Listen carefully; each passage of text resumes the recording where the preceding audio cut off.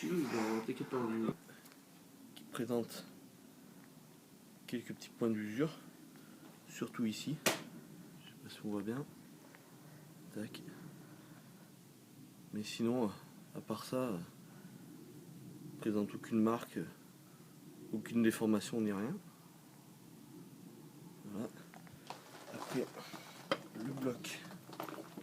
Je vais filmer les portées là.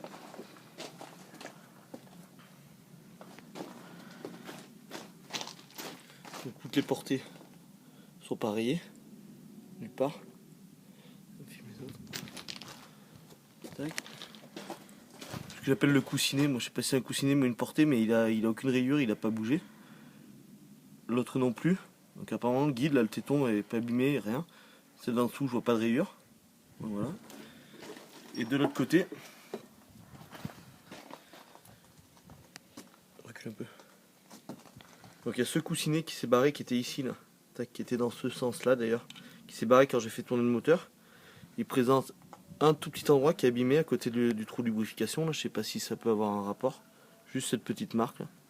Bon voilà, sinon il a quelques petites rayures fines, mais bon rien de très très violent. Et après je vais faire tourner. Donc le vélo tourne très très bien. On voit qu'il est légèrement bleuи ici et ici. Là il présente un très léger point dur. Et l'endroit où j'ai mesuré les différences, c'est ici là. C'est à l'endroit où il y avait le coussinet. C'est ici où quand je tourne, on a l'impression que, d'après mes mesures, ça varie de 3/10 de millimètre. Donc, voilà. Je vais essayer d'enlever le vilebrequin, on regardera les portées derrière. Je recule un peu.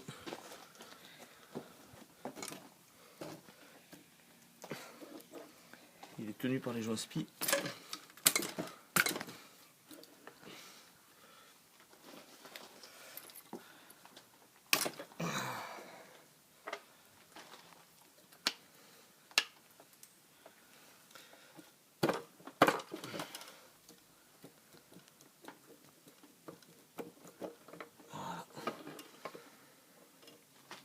Tac, fini de porter de côté.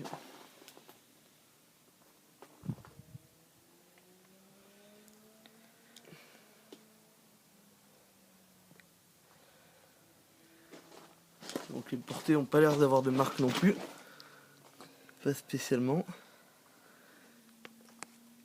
Et il y a éventuellement sur le vilebrequin, on voit ici, moi sur la bague qui bouge pas là au niveau de mon doigt, on voit que là c'est légèrement marqué.